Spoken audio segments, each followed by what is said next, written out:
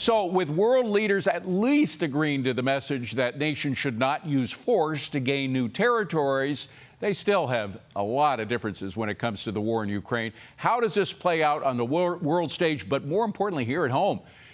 David Perkins is a retired U.S. Army four-star general and a Fox News contributor. General, great to see you. Thank you very much. Let me just start with a large picture that I think most Americans want to know the answer to, and maybe there is none, but does this war have an end game, and what is it? Well, you know, wars by nature are very sort of complex, both political and military endeavors, and this one is no different. What we have going on right now is the counteroffensive by Ukraine that's been going on for a couple months.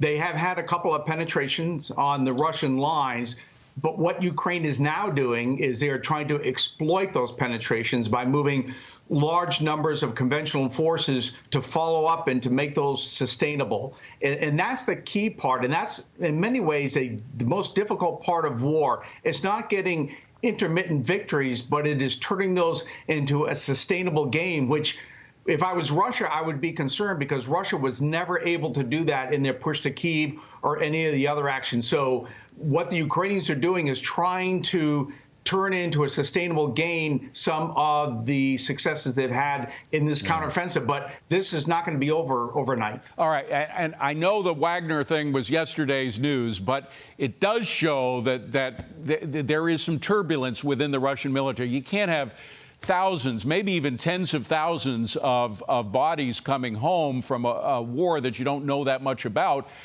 without some turbulence in Russia. When will the Russian military say enough?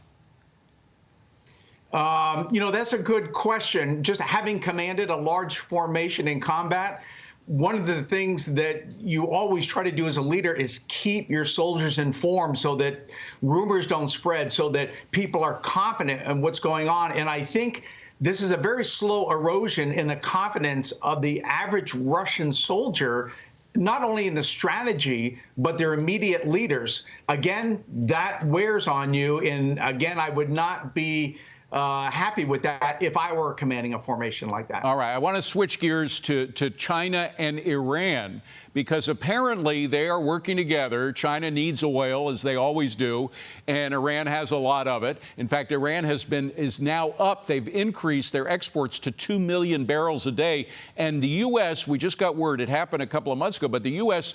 seized a ship that was going from Iran to China with 1 million barrels on it, 1 million barrels of oil. Is there the potential of some conflict between the U.S. and China, or the U.S. and Iran now as a result of these shipments?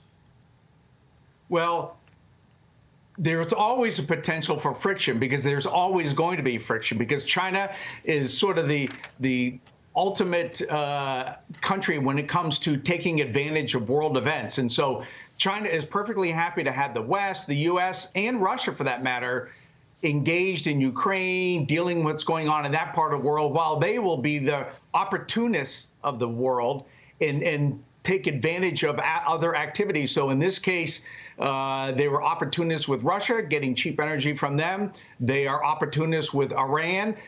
China will take advantage of whoever they can for their own benefit. So if I was Iran, I would not think they're doing it for their benefit. And also, we're kind of turning a blind eye to it because we want oil prices to come down. So the more Iran produces, the more possibility that might happen, although Russia and Saudi Arabia are making it not happen. General, great to see you as always. Thank you for your perspective. Appreciate it. Hi, everyone. I'm Brian Kilmeade. I want you to do me a favor. I want you to click to subscribe to the Fox News YouTube page. This is the only way that I know for sure that you're not going to miss any great commentary, any great news bites, any great interviews coming your way on Fox. You can get it all here on YouTube. So subscribe right now.